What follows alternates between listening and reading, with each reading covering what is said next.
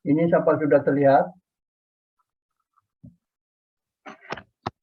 Sudah Sudah, terlihat, Pak. Pak. Baik. Jadi minggu ini sesuai dengan jadwal yang dibuat oleh Pak Diego, saya diminta untuk menjelaskan aplikasi dari keanekaragaman hewan, utamanya adalah vertebrata sebagai bioindikator atau vertebrata yang dapat digunakan sebagai indikator terhadap kualitas lingkungan, utamanya adalah lingkungan perairan. Tapi sebelum itu, sebagai dasar pengetahuan untuk menggunakan sebagai indikator, itu kita pahami dulu mengenai biota akuatik. Ini kenapa biota akuatik? Karena indikator yang dipakai atau digunakan dari vertebrata itu umumnya diaplikasikan ke lingkungan perairan. Jadi kita perlu pahami mengenai biota akuatik. Nah, dasarnya biota akuatik itu adalah kelompok biota, baik tanaman atau hewan, yang sebagian atau seluruh hidupnya berada di dalam perairan. Jadi sebagian atau seluruh hidupnya. Jadi ada sebagian saja yang di perairan, nanti dia hidup lagi di luar perairan. Ya, ini umumnya adalah kelompok larva dari kebanyakan ya kelompok larva dari biota vertebrata. Nah, yang kedua, dari kelompok biota ini umumnya yang ada di perairan itu adalah kelompok neoston, kelompok leuston, kelompok nekton, kelompok plankton, dan bentos. Nah, ini dasar pengelompokan secara umum dari biota vertebrata di perairan. Ya. Nah, kelompok plankton itu bisa berubah menjadi perifiton, ya, atau demersal. Demersal ini merupakan kelompok nekton dan kelompok bentos. Ya. Dan yang terakhir yang sekarang juga ramai digunakan sebagai indikator perairan itu adalah kelompok biota interstisial atau meofauna. Ya. Mohon maaf ada gangguan sebentar.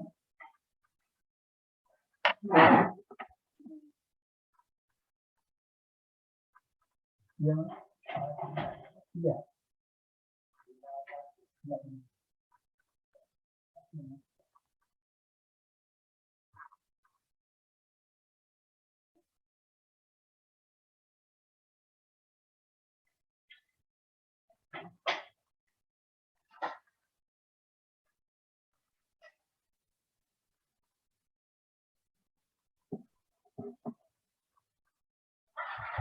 Nah, kita lanjutkan.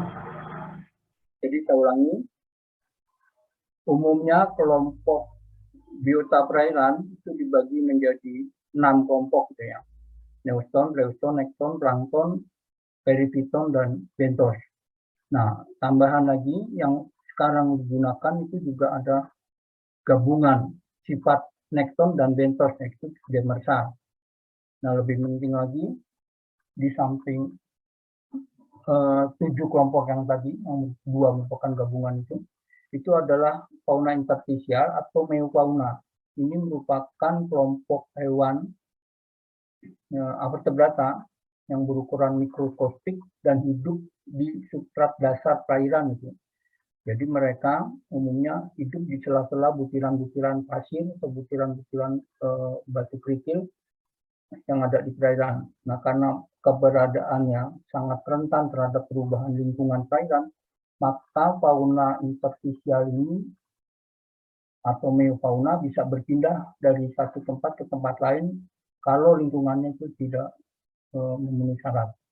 Nah, yang menarik di sini adalah kelompok plankton ini. Ini kenapa plankton yang dapat digunakan sebagai indikator. Itu hati-hati, plankton itu dapat bersifat hewani dan tumbuhan ya. Nah, plankton yang dapat dikelompokkan ke dalam vertebrata itu adalah larva umumnya ya, atau plankton betul-betul atau zooplankton, karena dia tidak berkembang melalui larva. yaitu kelompoknya krustase mikroskopik. Tapi kalau perifiton, ini umumnya perifiton itu adalah fitoplankton yang menempel pada substrat, baik substrat keras atau substrat lunak pada permukaan tumbuhan dan sebagainya. Nah, kalau nekton dan bentos yang berperan sebagai nemerta itu umumnya adalah hewan vertebrata, bukan avertebrata. Sedikit sekali hewan avertebrata yang bersifat demersal. Umumnya adalah kelompok hewan avertebrata yang hidup di dasar perairan, di atas substrat, tapi ya dia bisa berpindah itu. Misalnya saja bulu babi, bintang laut dan sebagainya, tapi sangat jarang. Nah, kalau dilihat dari bentuknya, itu bisa disimpulkan atau bisa disederhanakan sebagai berikut. Nah, ini merupakan kelompok hewan akuatik yang bersifat nekton, perifiton, dan lain-lain. Nah, di sini hati-hati mengelompokkan ini, karena tadi dikatakan hewan akuatik itu hewan yang sebagian atau seluruh hidupnya ada di perairan. Nah, di sini ada hewan yang umum dijumpai di perairan, terutama kelompok burung yang menghampiri atau mengunjungi perairan semata-mata hanya untuk mencari makan. Setelah itu dia kembali terbang ke habitatnya. Yang kedua, juga ada kelompok burung yang memang mengunjungi perairan bukan sekedar hanya untuk mencari makan, tapi untuk berkembang biak. Itu mohon dibedakan. Kalau dia datang mencari makan dan kembali ke habitatnya, itu yang kita sebut sebagai visitor. Ya. Tapi kalau burung-burung yang berkembang biak di situ, itu yang kita sebut sebagai fringing species. Ya. Nah, kelompok ini nanti akan dibicarakan tersendiri di dalam penggunaan vertebrata sebagai indikator. Nanti akan diberikan oleh Pak Dimas. Nah, berikutnya kelompok nekton. Nekton ini mudah, itu adalah kelompok ikan umumnya ya. Karena dia bisa berenang bebas, bisa bergerak, pindah dari satu tempat ke tempat lain. Ya. Tapi kalau Pleuston itu adalah hewan yang hidup di atas permukaan, ya. Tapi sebagian tubuhnya juga ada di permukaan. Nah, ini kalau untuk air tawar, ini contohnya yang mudah, eceng gondok. Ya. Eceng gondok kan sebagian tubuhnya ada di permukaan air, sebagian lagi ada di bawah permukaan air, itu akarnya. Itu. Nah, ada yang bertanya dulu bagaimana kalau teratai? Itu agak beda, karena teratai itu menempel, ya akarnya kan menempel di substrat dasar itu, jadi dia tidak mengapung. Nah, untuk kalau di laut itu lebih mudah. Itu. Pernah dengar ubur-ubur api? Itu contoh Pleuston. Tapi kalau untuk di perairan tawar, padanan yang dari ubur-ubur api atau velela itu suka dicari itu. Tapi kalau untuk tumbuhan nggak mudah ya. Contohnya adalah eceng gondok tadi.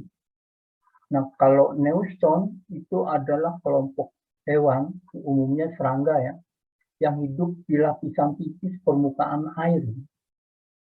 Jadi hewan ini menghabiskan masa hidupnya di atas permukaan air. Nah, permukaan air yang tercemar oleh deterjen tentunya memungkinkan hewan ini untuk tenggelam. Itu tidak disukai. Oleh karena itu, Neuston banyak digunakan sebagai indikator cemaran terhadap deterjen. Jadi tegangan permukaan air itu akan berkurang. Nah, yang hidup di bawah permukaan air atau di kolom air itu adalah plankton. Bedanya plankton dengan nekton, kalau nekton dapat bergerak bebas, berenang melawan arus, tapi kalau nekton plankton tidak. Ya, plankton pergerakannya itu semata-mata dipengaruhi oleh arus air.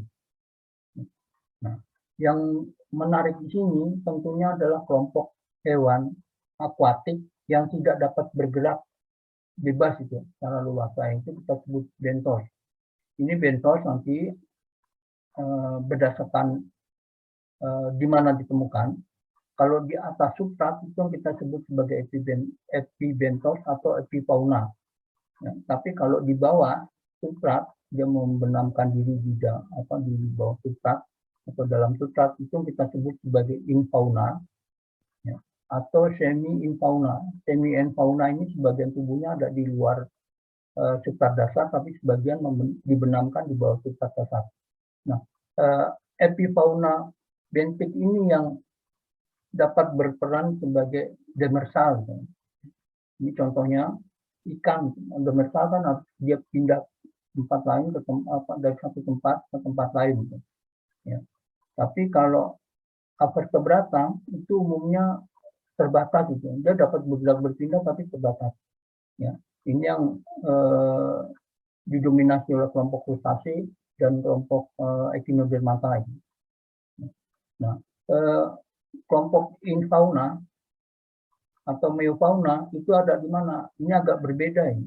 Kalau infauna yang berupa bentik itu umumnya ukurannya agak besar itu, ya, itu makroskopik. Tapi kalau ukurannya dia mikroskopik, dia hidupnya ada di celah-celah butiran-butiran pasir di substrat dasar itu. Jadi kalau nanti lingkungan dia perairannya itu tidak menguntungkan, dia akan berpindah atau dia akan bergerak ke atas permukaan. Nah, kelompok lain biasanya mirip dengan bentos, tapi dia tidak di substrat dasar, melainkan hidup di tegakan-tegakan kayu atau tegakan-tegakan batu yang berupa substrat lunak. Ya. Ini umumnya kelompok hewan yang bisa melakukan pengeboran di dalam substrat. Nah, kelompok ini kita sebut sebagai boring organism. Umumnya ini moluska. Jadi kalau pergi ke pantai itu banyak kayu atau jembatan-jembatan yang ada di pantai atau bahkan mungkin perahu itu berlubang-lubang. Itu adalah kelompoknya vertebrata yang mampu mengebor. Jadi ini merupakan istilah umum yang mudah untuk menggambarkan bentuk-bentuk kehidupan di perairan yang merupakan hewan akuatik. Mana yang digunakan sebagai atau dapat digunakan sebagai indikator, tentunya kita harus melihat syarat-syarat atau persyaratan yang harus dipenuhi. Ya.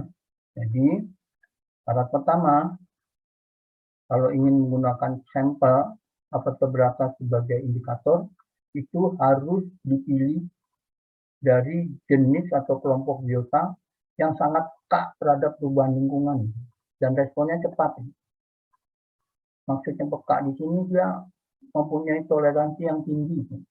Jadi kalau dia bisa bergerak bebas, dia akan menghindar. Tapi kalau tidak dapat bergerak bebas, dia pasti akan mati. Nah, ini sejalan dengan respon yang diberikan itu. Kalau responnya cepat, dia bisa bereaksi terhadap perubahan lingkungan yang buruk. Tapi kalau responnya lambat, pasti dia akan mati. Ya. Nah, yang kedua, perhatikan daur hidup dari biota yang akan kita gunakan sebagai indikator. Nah, harusnya biota itu harus menunjukkan daur hidup yang kompleks. Kompleks ini bisa berarti daur hidupnya itu bisa berubah-ubah.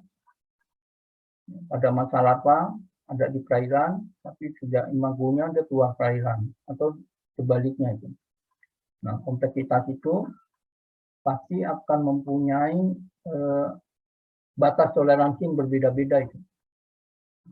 Nah, kalau lingkungan yang ditempati itu memberikan cemaran melebihi batas toleransi yang bisa diberikan oleh vertebrata, pasti dia akan mati. Nah, tentunya sifat ini hanya dimiliki oleh biota sesil atau bentik. Atau istilah umumnya, kelompok biotanya itu yang kita sebut sebagai bentos. Nah, dia menetap. Nah, karena dia bersifat sesil, maka tentunya kelompok biota itu harus tidak mudah berpindah dan tidak mudah cepat bermigrasi menghindari, beda dengan nekton. Kalau ini sudah dipenuhi persyaratan 1 sampai 4, maka pilihannya itu jatuh pada kelompok biota, plankton, dan bentos yang kita bahas sebagai biota bentik. Itu kan avertebrata. Ya, plankton memang ada avertebrata yang bertindak sebagai plankton, umumnya dalam bentuk lava atau true plankton, bukan dalam bentuk lava, tapi memang betul plankton tumbuhan. Ini adalah krustase. Ini dipenuhi oleh zooplankton itu. Tapi kalau bentos umumnya adalah avertebrata. Nah, ingat di sini avertebratanya harus bersifat akuatik, bukan bersifat non akuatik. Pertanyaannya menjadi, apakah hewan avertebrata non akuatik tidak dapat digunakan sebagai indikator? Mungkin iya, mungkin tidak. Tapi yang umum digunakan adalah indikator yang di perairan ya. Jadi hewannya hewan akuatik. Karena ini mudah, sebarannya juga mudah. Maksudnya sebaran dari tingkat cemarannya mudah. Nah, kalau ini sudah diperhatikan, kita sudah menetapkan plankton dan bentos, maka kita tentunya menetapkan apa sih keunggulannya itu kok bisa digunakan sebagai indikator. Di keunggulan dari avertebratanya itu dari kelompok bentos ya namanya, dan sebagian adalah plankton. Itu tentunya mudah di sampling dan diidentifikasi.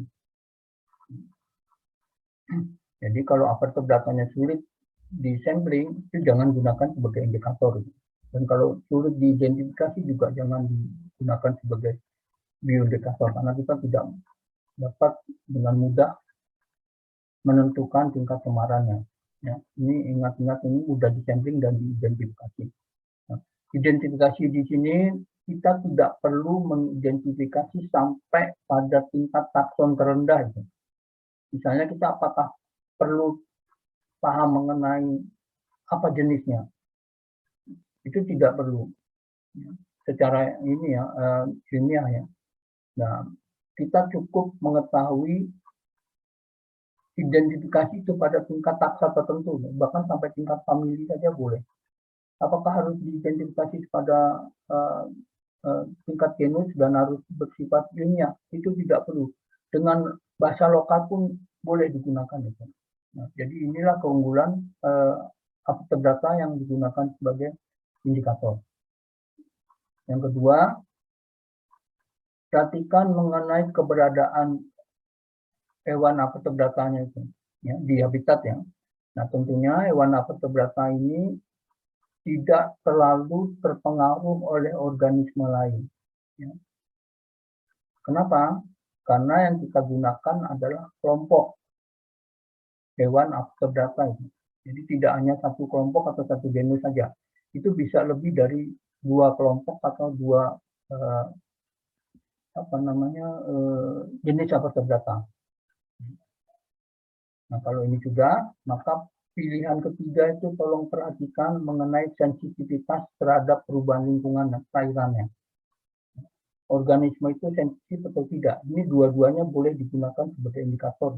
Baik hewan avertebrata sensitif atau tidak sensitif boleh digunakan. Nah, yang penting perhatikan sebaran hewannya itu harus merata itu. Mudah diperoleh karena harus memenuhi persyaratan pertama, dan keragamannya tinggi. Ini keragamannya tinggi karena kita mengacu pada keberadaannya itu tidak dipengaruhi oleh organisme lain, karena lebih dari satu kelompok. Ya. Nah, kadang-kadang jika 1, 2, 3, dan 4 itu dipenuhi, ini masih ada keunggulan lain dari avertebrata, itu umumnya dapat bersifat sebagai akumulator terhadap polutan logam. Pentingnya lagi logam berat.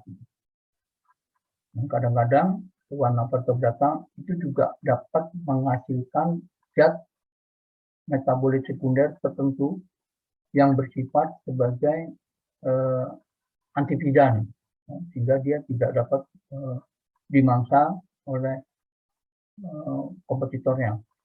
Itu ke sana. Nah, yang keenam yang perlu didekatkan, tiap kelompok pada avertebrata itu ternyata memiliki karakteristik yang berbeda-beda dalam merespon perubahan lingkungan.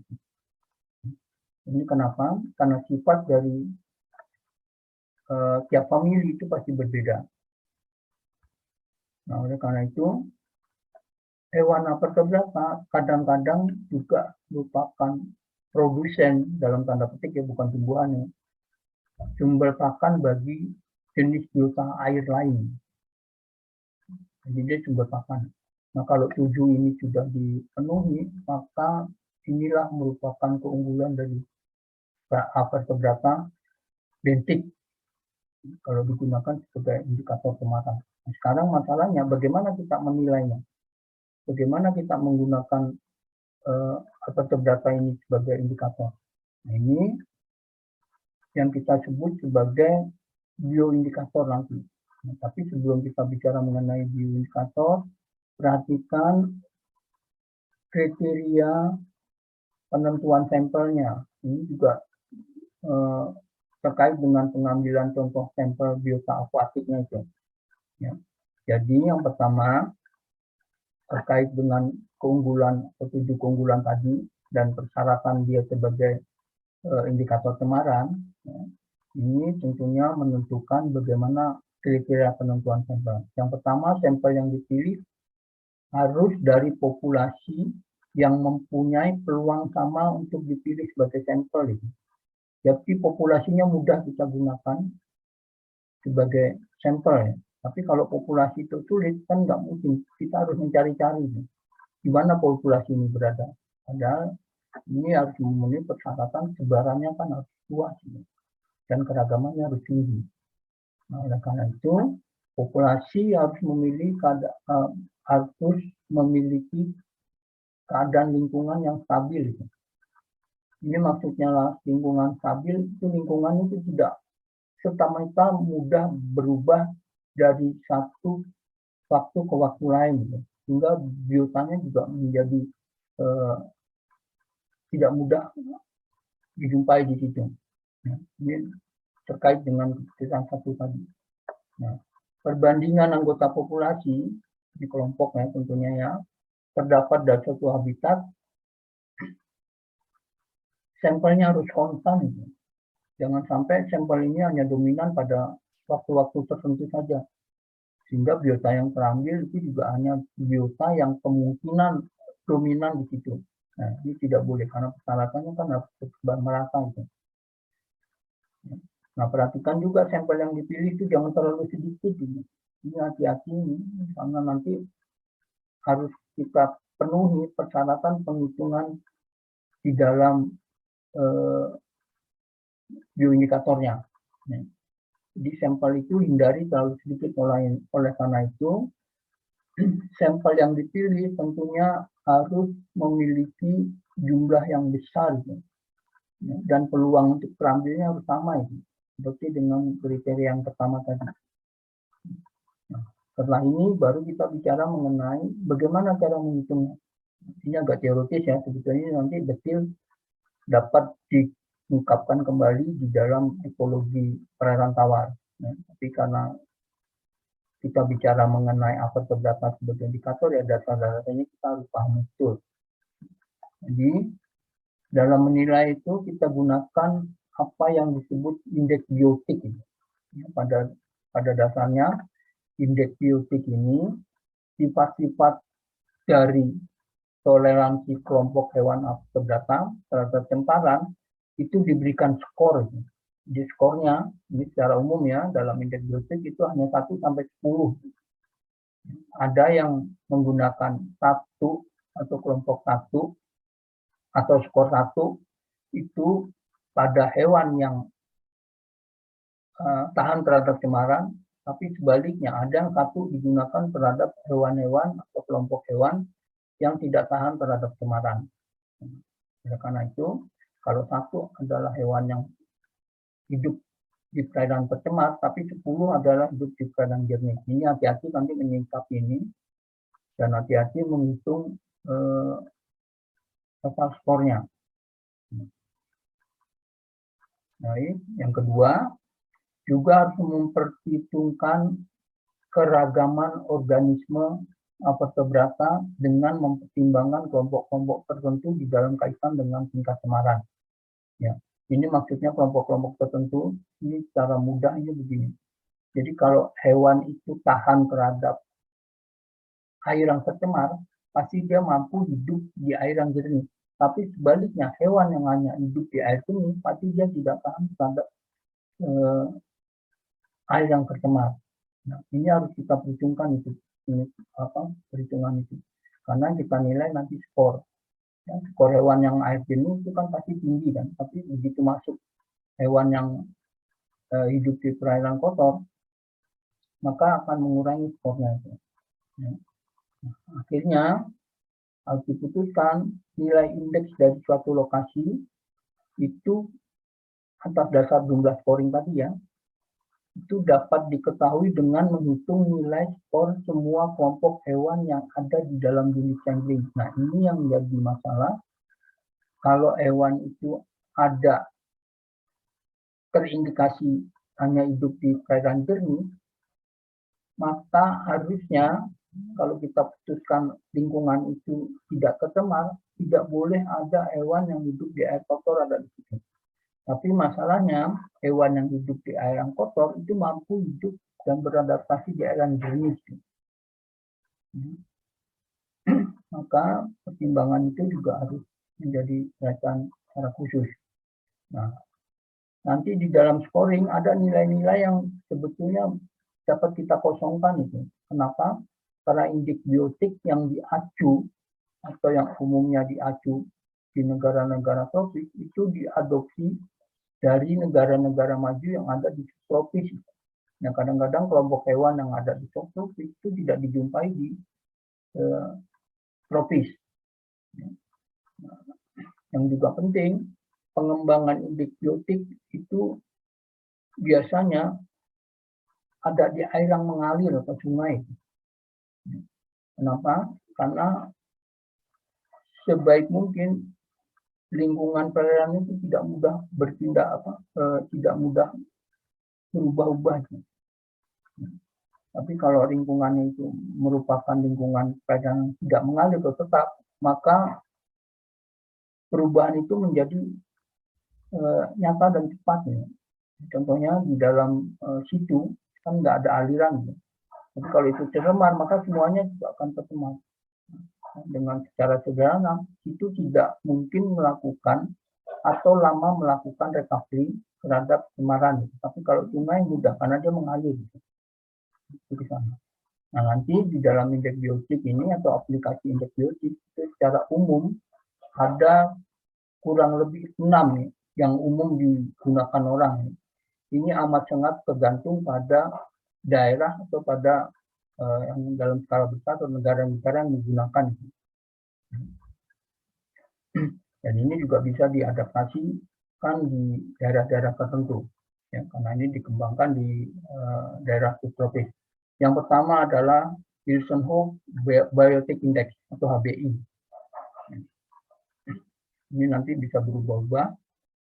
Yang kedua, Biological Monitoring Working Party Average Score per Taxon, atau disingkat dengan BMWP ASPT.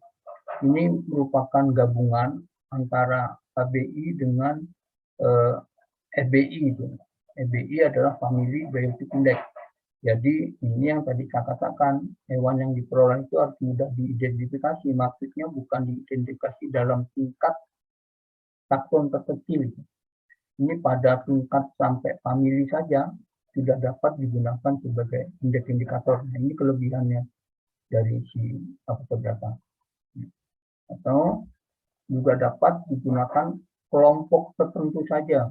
Ini yang keempat, indeks EPT itu hanya menggunakan kelompok serangga dari Ordo Ephemeroptera, Lecoptera, dan Trichoptera.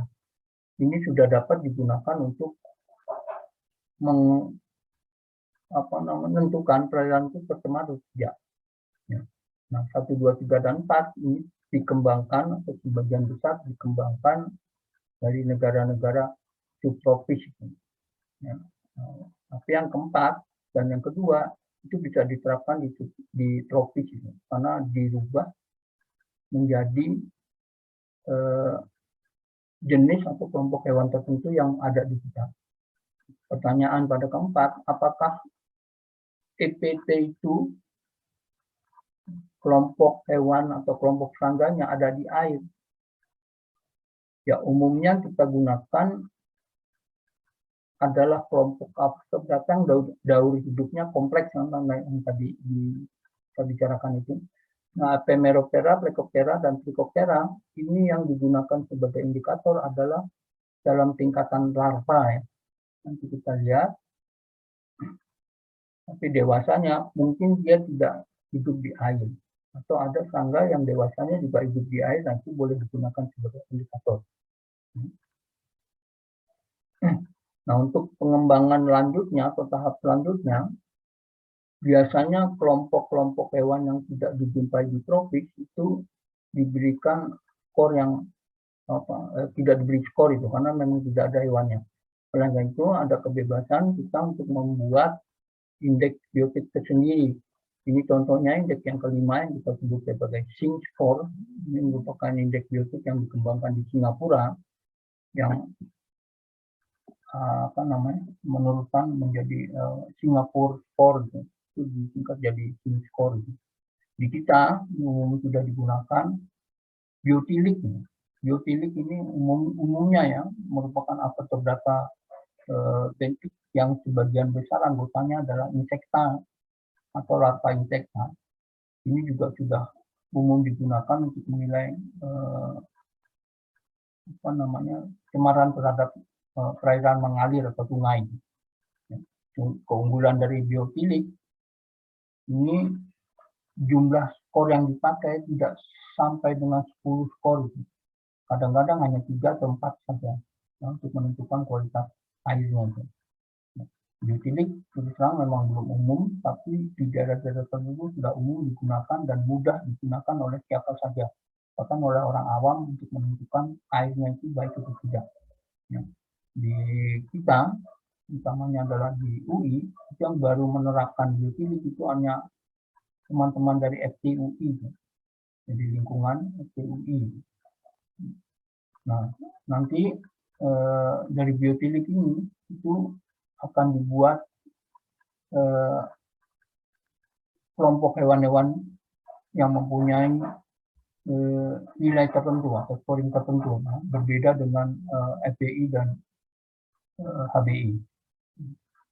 Baik, sampai sini ada yang ingin ditanyakan? Masih bisa diikuti ya? Oke, kita lanjutkan mengenai salah satu contoh penggunaan indeks biotik yang disebut dengan BMWP ASTT. Ya, ini sebetulnya mudah digunakan karena penilaiannya bisa secara kuantitatif dan kualitatif. Nah, kuantitatif itu tentunya BMWP ini harus diterapkan pada saat menilai kualitas air dengan skor dari kelompok hewan-hewan tertentu. Tapi ASTT itu adalah rata-rata toleransi dari seluruh famili vertebrata yang digunakan sebagai indikator pada air yang mengalir. Jadi ini merupakan gabungan. Nah, nanti kombinasi antara BMWP dan ASTT itu yang kita kenal dengan metode BMWP ASTT. Ini dulu pernah diterapkan di Jawa Timur atau di Sumatera Barat oleh Bu Diadiningrum. Nah, pengukuran kualitas airnya tentunya dapat dilakukan dengan cara mencocokkan famili-famili yang ada di situ. Ini maksudnya begini. Di BMWP itu kan famili hewan itu mempunyai nilai skor sendiri ya, tersendiri. Nanti kita tunjukkan yang tadi nilainya antara 1 sampai 10. Ya. Tapi dengan catatan bahwa hewan yang hidup di air kotor itu mampu hidup di air jernih. Tapi sebaliknya hewan yang hidup di air jernih itu tidak dapat hidup di air kotor. Ya. Nah, ini yang disebut dalam istilah yang saya istilahkan sebagai penilaian kualitatif, itu dengan menggabungkan BMWP dan ASPC. ASPC nanti lihat indikator dari kelompok hewan-hewan apa yang ada. Ini yang bersifat kualitatif. Nah, biasanya setelah ini dinilai atau di total, nilai skor BMWP itu umumnya bisa berbanding lurus dengan tingkat sensitivitas organisme terhadap cemaran air. Jadi makin tinggi skor BMWP ASPC itu menunjukkan air itu semakin jernih. Atau hewan yang dijumpai itu semakin sensitif terhadap perubahan air. Perubahan air di sini indikasinya perubahan cemaran atau indikator cemaran. Nah, yang juga perlu diperhatikan di sini berapa sih sebesar skornya? Tadi kan dikatakan skornya itu berkisar antara 1 sampai 10. Ini boleh dibalik pada kelompok tertentu ya, atau biotik tertentu. Tapi di sini yang digunakan secara umum antara 1 sampai 10 itu skor 1 diberikan pada kelompok hewan yang sangat toleran terhadap air kotor. Tapi skor 10 itu diberikan pada kelompok hewan yang tidak toleran atau sangat tidak toleran terhadap air kotor. Ini umumnya kelompok hewan-hewan yang hidup di air jernih. Lihat kelompoknya ini, karena ini atas dasar per famili, maka kita lihat ada krustase, ada Apeneroptera, ada Plecoptera, ada Gastropoda, Trichoptera, dan lain-lainnya. Nah, tadi dikatakan bisa dinilai secara kualitatif, karena kalau kita atas dasar famili saja, ini Trichoptera ada di skor 7, tapi Trichoptera juga mungkin ada di tempat lain yang skornya lebih rendah atau lebih tinggi dari skor yang ada. Nah, ini contohnya aja, Trichoptera bisa dijumpai di perairan dengan skor 7. Nah, tapi di lain pihak, Trichoptera juga bisa dijumpai di kelompok hewan pada perairan yang memiliki skor 5 itu. Nah, oleh karena itu, perhatikan di sini nanti jenis-jenis hewan yang ada atau yang dijumpai di kelompok perairan tertentu. Ya, tadi ini kan hewan itu atau kelompok itu kan tidak dipengaruhi oleh kelompok lain kan. Artinya dia bisa hidup bersama itu. Ini bukan berarti kelompok ini harus ada pada perairan tertentu. Misalnya perairan itu harus diberi skor 5 kalau ada hewan Diptera, Coleoptera, Trichoptera, dan Hemiptera. Bukan itu maksudnya. Tapi kelompok hewan-hewan ini harus kita beri skor 5 itu untuk menentukan kualitas air. Nah, yang kedua, apakah kita harus paham betul mengenai jenis dari krustase, dari Diptera, dan sebagainya? Itu tidak perlu. Yang penting kita tahu, kita paham dengan baca lokal saja. Oh, udangkara itu termasuk krustase, pastilah, karena sudah jelas ya.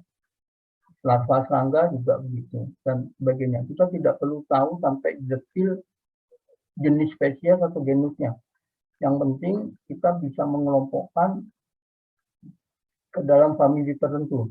Nah, ini saya tunjukkan dengan gambar sederhana. Ini termasuk apa sih hewan-hewan ini? Mungkin kita tidak tahu ini spesiesnya termasuk udang apa sih sebetulnya. Tapi udang ini termasuk krustase kan. Nah, krustase skornya berapa? Lihat di sini. Oh, 10 skornya. Maka kita berikan nilai 10.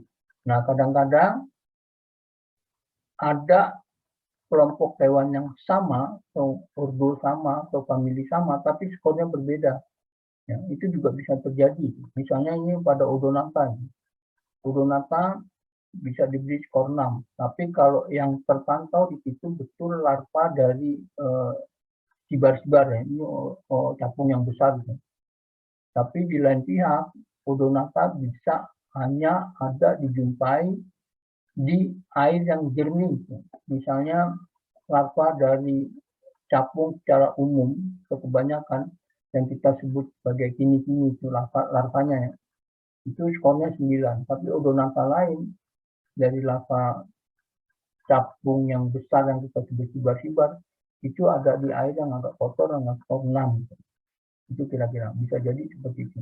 Nah, untuk mengatasi ini maka itu harus dijumlah total dan dirata-ratakan. Ya, nanti ya seperti nilai kualitas air. Jadi tidak perlu ragu untuk menentukan kelompok jenis mana saja. Atas dasar pedoman ini yang sederhana itu mudah. Ini di pojok kanan bawah ini adalah kelompok capung yang bisa digunakan sebagai indikator. Nah, terus yang juga menarik di sini nanti dalam menganalisis datanya. Jadi data yang diperoleh dari sampel aperture data yang akan digunakan sebagai indikator, kita tentukan skornya kan. Nah, setelah itu dianalisis. Nah, kalau BMWP ini bukan BMSP.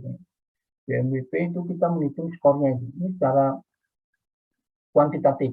Tapi kalau ASPC kita melihat kemungkinan penggabungan kelompoknya saja karena ini bisa secara tepat digunakan untuk menentukan kualitas air.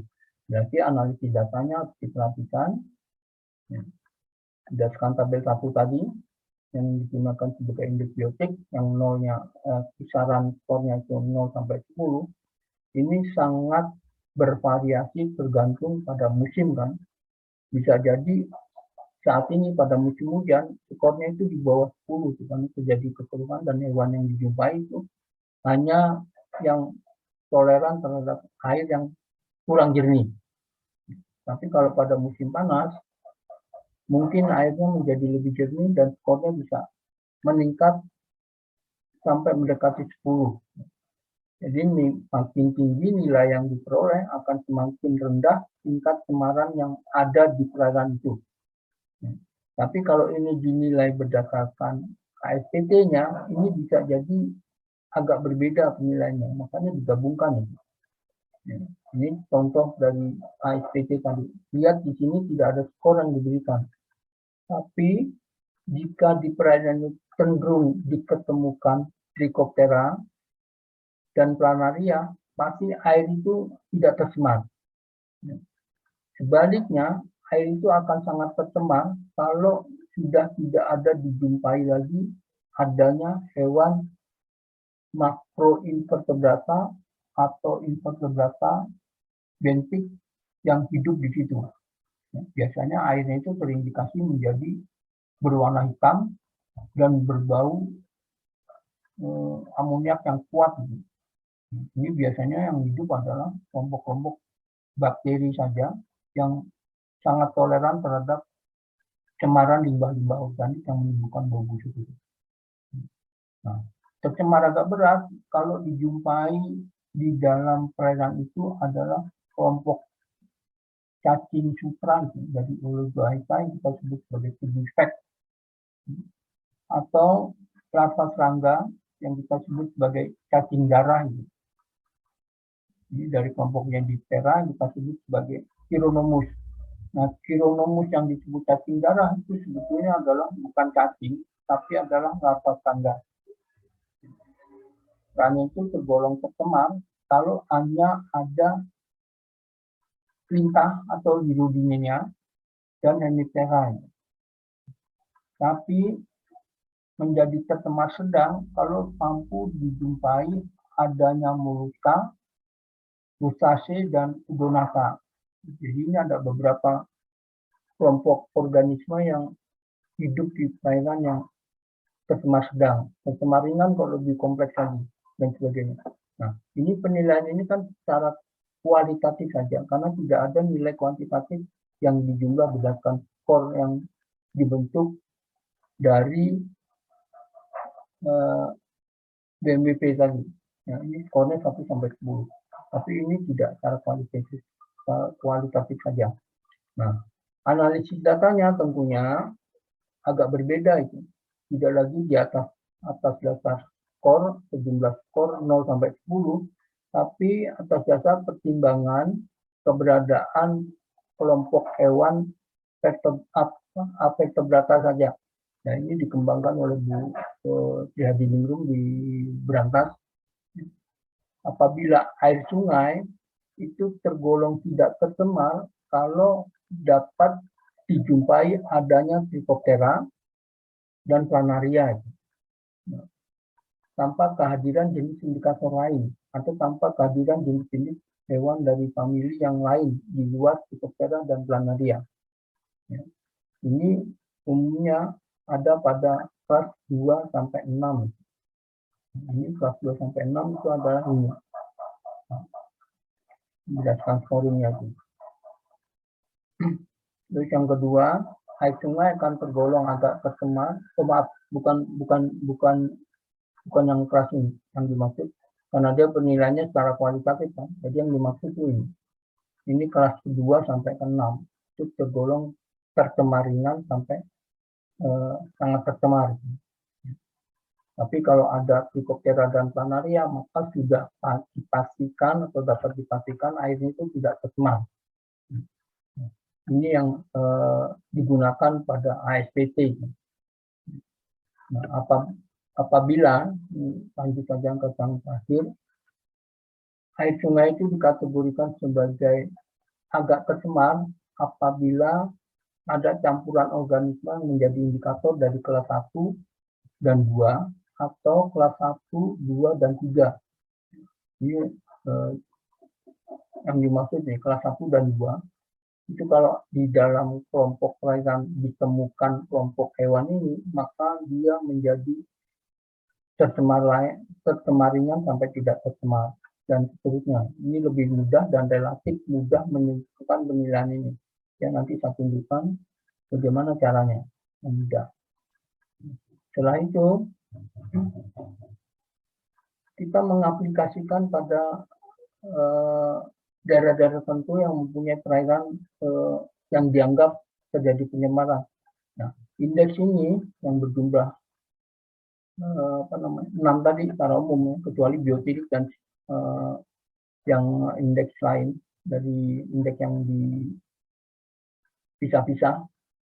Misalnya indeks Hilsenhoff yang bisa-bisa itu tidak digunakan. Tapi atas dasar indeks yang merupakan gabungan tadi, coba kita nilai berdasarkan tingkat cemaran dari situ yang ada di kampus UI. Ya, ini dari Kenanga, Agatis, sampai Salam. Ini Kenanga merupakan situ yang agak unik karena dia tertutup, gitu. Tidak ada aliran masuk, tidak ada aliran keluar. Ya. Ini dinilai pada tahun 17 berdasarkan Sync Score, berdasarkan KBI dan ASPT. Ya. Jadi BMWP kan belum digunakan. Maka perairan itu tergolong agak buruk, ya, tercemar ringan sampai tercemar berat, berdasarkan indeks ini. Ya. Nah, ini kenapa? Karena Kenanga itu tidak dapat melakukan atau tidak dapat cepat melakukan recovery terhadap cemaran yang masuk di dalam perairan itu. Tapi Agatis, Mahoni, Puspa, Ulin, dan Salam ini kan merupakan danau yang saling berhubungan. Agatis merupakan pintu masuk perairan dari luar kampus UI, dan Salam itu merupakan pintu keluar yang berasal dari UI ke Ciliwung.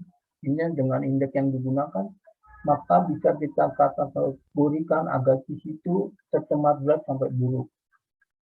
Atau dengan ASPT tercemar sedang sampai sedang. Tapi berdasarkan Sync Score itu tidak tercemar atau dalam kondisi baik. Nah, ini yang dapat diaplikasikan dalam menilai suatu lingkungan atas dasar indeks biotik yang digunakan. Nah, sekarang ini dikembangkan lagi untuk menilai itu tidak hanya didasarkan pada vertebrata saja, tapi dengan vertebrata. Contohnya ikan.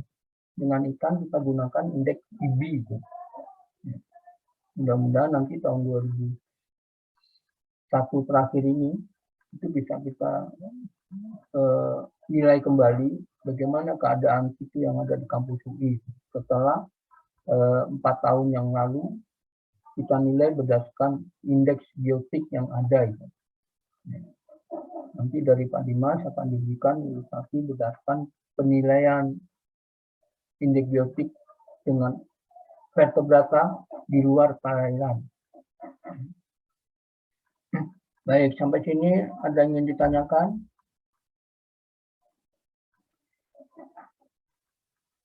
Ini bisa diikuti ya. Halo? Bisa diikuti, Pak. Bisa ya? Bisa, Pak. Baik, saya contohkan. Lalu bagaimana menggunakan penilaian atau bagaimana mengidentifikasi biota yang kita peroleh. Ini jangan menjadi hambatan karena sulit melakukan identifikasi. Tidak. Ini indeks ini dibuat sebetulnya agar mudah dapat diterapkan di tempat-tempat tertentu oleh masyarakat umum.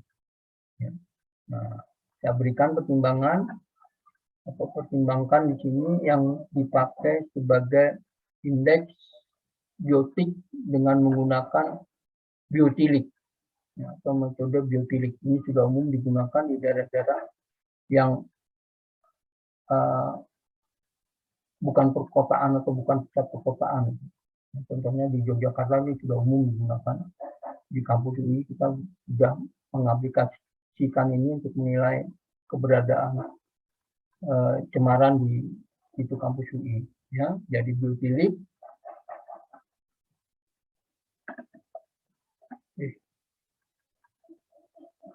Ini merupakan satu metode yang sebetulnya tidak baru, tapi baru dikembangkan di sini. Jadi biotilik itu dikembangkan atas dasar biota yang dipakai untuk melakukan biomonitoring. Ya. Oleh karena itu, biotilik ini metodenya mirip dengan FBI itu, Family Biotic Index. Ya. Tapi skor yang diberikan tidak lagi menjadi 0 sampai 10, tapi hanya 1 sampai 3 saja. Dengan kriteria apabila skor biotiliknya 1 sampai 1,6, maka air atau lingkungan perairan itu pasti tidak sehat. Gitu. Nah, tidak sehat kategorinya ini adalah dia tidak dapat digunakan sebagai tempat hidup vertebrata secara umum. Gitu. Ya, tapi kalau skornya 1,7 sampai 2,3 itu airnya menjadi kurang sehat. Ya, tapi kalau skornya 2,4 sampai 3 berarti airnya itu sehat. Jadi ada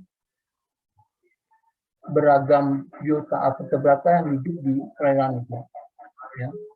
Nanti dalam pelaksanaannya biotilik itu bisa menggunakan skor 1 sampai 4. Ya. Nah, yang dipakai apa? Di dalam biotilik itu sama dengan FBI, yaitu makro invertebrate. Ini vertebrata bentik yang berukuran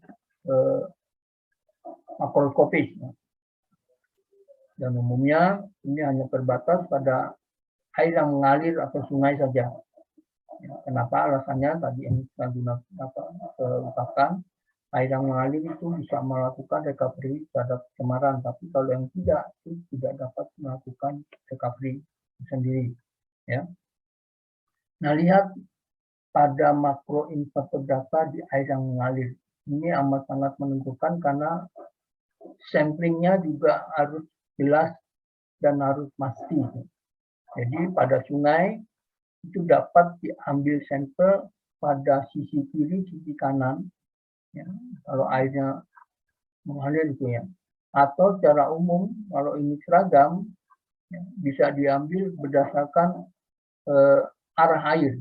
Ya. 1, 2, dan 3 itu sejajar ditambah mempertimbangkan kiri kanan. Ya, tapi juga bisa kiri kanan. Nah, pengambilan ini harus dilakukan atas dasar pertimbangan tertentu. Kapan harus diambil kiri kanan atau diambil sejajar saja. Ini atas pertimbangan tertinggi. Nanti diperdalam di ekologi perairan tawar, ya, tata cara pengambilannya dan sebagainya. Nah, yang penting di dalam ini sampel yang diambil itu tidak boleh sedikit, ya, seperti yang tadi saya contohkan. Pada biotilik itu disarankan 100. Nah, ini 100 ini tentunya adalah amat sangat tergantung pada lingkungan tempat. Gitu. Jadi ini menyarankan 100 ini. Kenapa 100? Karena kita bisa menggunakan ini di dalam menghitung skor yang ada. Gitu. Ini merupakan jumlah total kan ya. Nah, 100 ini ternyata tidak diambil berdasarkan satu kali ambil saja. Bisa saja 3 kali ambilan. Nah, di contoh tadi kan ada 1, 2, 3 itu. Ini bisa totalnya itu minimal 100. Bukan berarti 1 harus 1, 2 harus 1, 3 harus 1. Kalau ini berlimpah, boleh diambil. Setelah ini, maka kita melakukan identifikasi dari seluruh biota makroinvertebrata yang kita peroleh. Jadi melakukan identifikasi. Ingat, sekali lagi kata-kata identifikasi ini tidak selalu merujuk pada identifikasi sampai pada tingkat takson tertentu atau terkecil. Ya. Karena ini mengacu seperti pada FBI, maka kita boleh mengidentifikasi pada kelompok takson tertentu saja atau famili tertentu saja atau dengan bahasa lokal tertentu saja dengan cara merefer pada gambar yang diajukan. Ya, cara sederhana ini saya tunjukkan. Cuma pada biotilik umumnya yang dipakai itu adalah insektar saja. Ya. Nah, di sini ditekankan penilaian kualitas air itu pada biotilik hanya menggunakan umum menggunakan EPT. EPT adalah Ephemeroptera, Plecoptera, dan Trichoptera. Ya, ini saya tunjukkan, kita lewati dulu nanti penilaiannya. Tapi bagaimana mengidentifikasinya, ini yang penting. Ini diberikan contoh gambar dari kelompok hewan avertebrata kita gunakan sebagai indeks biotilik. Ya. Jadi identifikasinya didasarkan pada famili tertentu. Di sini dicontohkan pada kelompok EPT tadi. Karena ini yang paling mudah ditemukan dan mudah diperoleh gitu. Didominasi memang oleh kelompok larva serangga ini. Jadi pada EPT itu ini diidentifikasi sampai pada tingkat famili tertentu dan tanda angka di dalam tanda kurung ini menunjukkan nilai skor yang diberikan. Di sini skor yang diberikan hanya 1 sampai dengan 4 ya. Nah, 1 sampai dengan 4 ini agak berbeda dengan yang digunakan biotilik secara umum pada skor 1 sampai 3 tadi. Nah, 1 sampai ini kan 1 sampai 3 ini. Ini skor 1, 2, 3. Lihat di biotilik tidak ada skor 1 sampai 10 yang seperti pada FBI tadi itu. Kalau 1 sampai 4 ini yang diberikan scoring berdasarkan perbedaan pada tingkat toleransinya. Ya. Tadi 1 sampai 3, kalau 1 sampai 1,6 kan tercemar berat dan sebagainya. Tapi kalau 1 sampai 4 itu antara 1 sampai 1,7, 1,8 sampai 2,5 dan seterusnya. Ini tergolong menjadi tercemar berat, tercemar sedang, sampai tidak tercemar. Ya, dibagi menjadi 4 kelas. Tapi kalau 1 sampai 3 kan hanya dibagi menjadi 3. Ya. Tidak sehat, itu artinya tercemar, sangat tercemar. Kurang sehat, bisa jadi tercemar ringan. Sehat berarti tidak tercemar. Tapi kalau 1 sampai 4 itu dibagi atas dasar kualitas airnya dari tercemar berat sampai menjadi tidak tercemar. Nah, kalau ini dikaitkan dengan indeks biotiliknya seperti apa? Kita jumlahkan berdasarkan skor yang ada itu. Jadi parameter yang dipakai kan hanya keragaman jenis famili, seperti yang ditunjukkan pada gambar tadi. Ini adalah skor yang dibuat berdasarkan pertimbangan nilai 1 sampai 4 tadi.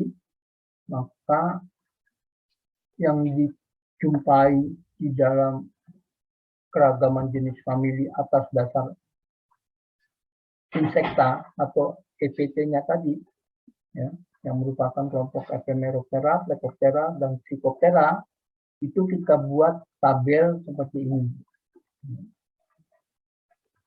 Jadi serangga yang ditemukan familinya apa, tekan EPT-nya.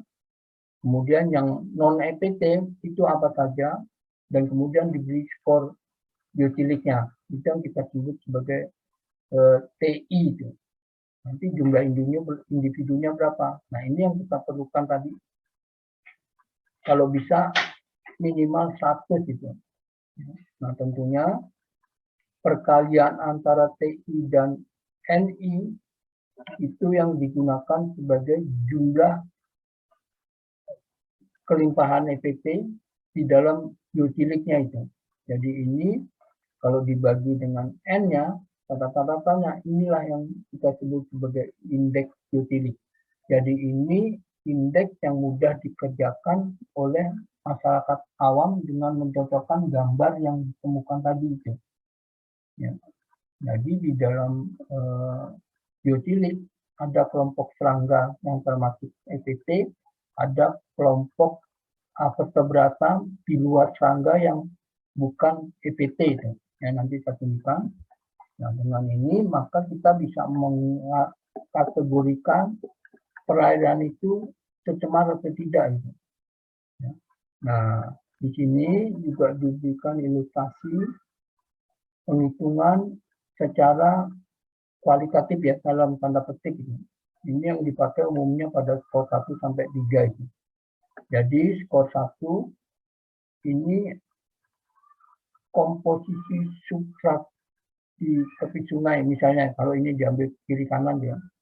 Maka skor 1 kalau 90% substratnya didominasi oleh substrat padat, substrat pasir dan sebagainya. Itu kategori berdasarkan keberadaan biotiliknya tadi. Ya. Yang digunakan skor 1 sampai 3 itu. Terus kedua, juga bisa dinilai berdasarkan kalau skornya 1 itu substrat tepi sungai yang terpendam lumpur dan sebagainya. Ya, ini skor yang diberikan secara kualitatif atas dasar pemberian scoring berdasarkan jenis biota yang ditemukan ya. Di sini kan dikatakan skor 1 itu perairannya tidak sehat, 1,7 sampai 2,3 kurang sehat, dan sampai dengan skor 2,4 sampai 3 itu merupakan perairan sehat. Nah, perairan yang tidak sehat sampai sehat itu mengindikasikan atas dasar parameter yang ada di sungai tersebut, bisa di kiri kanan dan sebagainya. Ya, ini penilaian secara kualitatif. Nah, kembali lagi tadi pada proses identifikasi dari hewan yang ada. Ya. Tadi dikatakan hewannya ini kan umumnya yang dipakai adalah kelompok serangga yang termasuk EPT tadi ya. Nah, lihat di dalam kelompok-kelompok ini umumnya yang ditampilkan itu adalah larva ya. Jadi pada tingkat larvanya saja, karena syarat dari vertebrata yang dapat digunakan sebagai indikator itu harus mempunyai daur hidup yang kompleks. Makanya ini digunakan tingkat larva. Tapi pada kelompok hewan yang bersifat non-EPT itu bisa larva, bisa tidak itu, bisa serangga, bisa tidak itu. Ini kalau larva yang ditunjukkan mirip dengan EPT, tapi pada tingkat dewasanya ini bisa jadi serangga yang termasuk EPT, juga bisa tidak. Ya, di sini ditunjukkan di serangga dewasanya. Ini ada di sini kelompok di luar serangga atau kelompok yang masih termasuk serangga tapi juga larvanya. Tapi di sini juga ada ditunjukkan frustasi, yang misalnya ini udang-udangan di kepiting, bahkan moluska juga dapat digunakan sebagai bioindikator di luar EPT. Ini kelompok-kelompok yang non EPT, ya, termasuk di sini adalah kelompoknya cacing, ya. Di sini ada tubipek yang merupakan cacing sutra, dan lintah yang kita sebut sebagai di dalam tanda petik, ya, Dugesia itu sebetulnya mirip dengan planaria, tapi awam mengemukakan sebagai lintah. Nah, untuk moluska ini perlu pertimbangan khusus karena moluska ini tidak semua dapat digunakan sebagai indikator, kecuali jenis-jenis moluska yang tergambar di dalam gambar ini, ya. Tapi umumnya moluska yang termasuk Pelecypoda itu bisa dapat digunakan sebagai indikator. Makanya Pelecypoda yang digambarkan di sini itu bisa terdiri dari lebih satu genus atau satu jenis. Ini kelompok Unionidae itu bisa lebih dari satu jenis. Di sini ada 4 jenis yang bisa dipakai. Tapi kalau Gastropoda itu spesifik hanya jenis-jenis tertentu saja dengan tingkat indeks yang barangkali berbeda. Tapi yang dikemukakan dan umum ditemukan itu kelompok Gastropoda yang mempunyai indeks biotilik sebesar 2. Sama halnya dengan kepiting air tawar yang mempunyai indeks biotilik 2. Tapi kalau Crustacea di luar kepiting, contohnya udang-udangan, itu berkisar antara 2 sampai 3. Nah, ini bedanya apa? Karena kepiting ini itu bisa menghindar perairan karena dia bisa keluar dari air dan pindah ke satu tempat. Tapi kalau udang-udangan ini hanya ada di kolom air, perpindahannya terbatas di dalam air sendiri. Jadi cemaran yang ada di air itu pasti akan langsung mengenai Crustacea yang bersifat udang-udangan ini atau udang-udangan. Ya. Begitu juga untuk moluska ini, moluska air tawar umumnya yang Gastropoda itu juga bisa berpindah keluar dari air ke tempat lain. Tapi kalau Pelecypoda itu tidak, karena dia hanya ada di dasar substrat. Jadi air yang tercemar di situ pasti akan mengenai Pelecypoda. Kalau dia tahan, dia akan bisa survive. Tapi kalau tidak, dia akan mati di sini. Nah, kelompok lain itu juga sama. Misalnya tubipek ini. Tubipek itu kan merupakan cacing sutra. Dia dapat hidup di perairan yang tercemar asal oksigennya baik. Dan ini bisa berlimpah itu. Di samping oksigen, materi organiknya juga harus berlimpah di situ. Kalau Dugesia, ini harusnya dia bisa tahan di dalam air yang agak tercemar. Di sini diberikan skor 3 karena Dugesia itu murni hanya hidup di air yang jernih saja, tapi bisa sampai pada air yang agak tercemar kalau oksigennya baik. Tapi umumnya dia hidup di air yang jernih, kecuali tubipek itu bisa hidup di air yang tercemar kalau oksigennya banyak dan materi organiknya juga banyak. Jadi inilah kemudahan menggunakan Avertebrata sebagai bioindikator untuk menilai tingkat pencemaran perairan. Nah, yang perlu juga diperhatikan, hati-hati membedakan, ini kan hanya dilihat berdasarkan gambar saja, ya. Jadi kita betul-betul pahami mengenai ciri-ciri umum dari Avertebrata yang kita akan gunakan sebagai indikator, karena ini menyangkut besaran skor yang diterapkan di masing-masing famili itu. Ya. Contohnya saja, tadi ada cacing sutra dan cacing darah. Ini umum dikenal sebagai cacing darah yang kita sebut sebagai Chironomus. Ya, Chironomus ini hidup di air yang tercemar, ya, sama dengan cacing sutra ini hidup di air yang tercemar. Ini secara umum ya disebut cacing, padahal yang disebut cacing itu hanya cacing sutra atau tubifex. Tapi kalau Chironomus itu tidak, ini merupakan serangga ini, kalau serangga ini. Warnanya merah karena disebut sebagai cacing darah. Ini dua-duanya digunakan sebagai produsen karena ini sumber makan utama dari ikan-ikan hias yang ada di perairan tempat. Cuma hati-hati mempertimbangkannya. Untungnya dua-duanya mempunyai nilai skor yang sama itu kalau dipakai skor 1 sampai 4. Tapi kalau digunakan skor ABI 1 sampai 10 ini agak berbeda. Hati-hati dalam penggunaan ini, pertimbangkan juga nanti ciri-ciri spesifik secara umum dari kelompok-kelompok hewan non-efektif. Terutama pada serangga yang dewasa ini. Ini saya kira semuanya mudah mengenali serangga-serangga ini dan mempunyai tingkat indeks biotilik yang juga relatif sama itu. Jadi kita sebenarnya tidak perlu ragu apakah ini termasuk famili Mesopelidae atau famili Felidae. Ini mirip-mirip, hanya bentangan kakinya yang membedakan.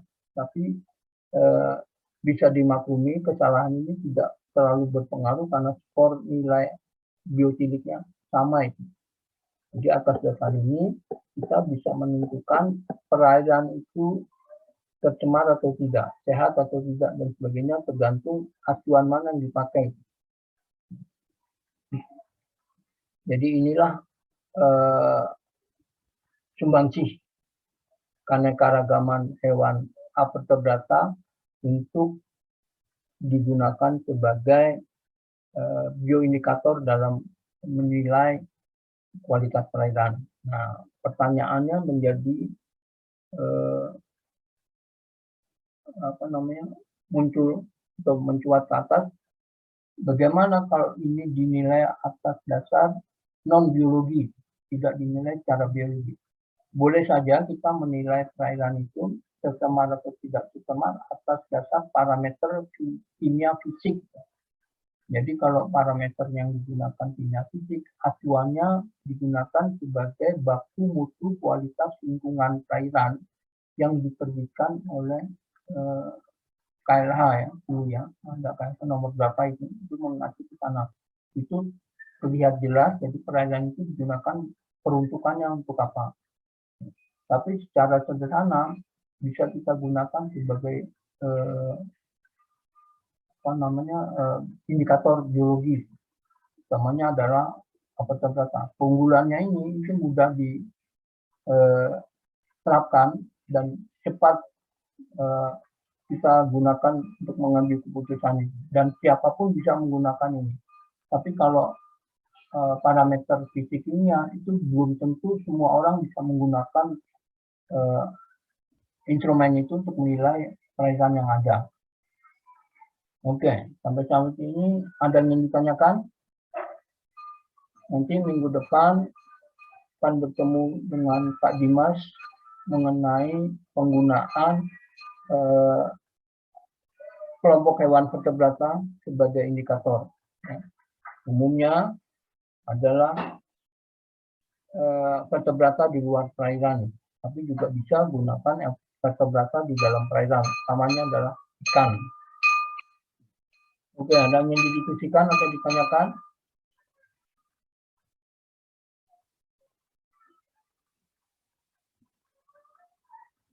Halo? Tidak, Pak. Jelas ya? Ini Jelas, kalau Pak. jelas, ini nanti materinya bisa Anda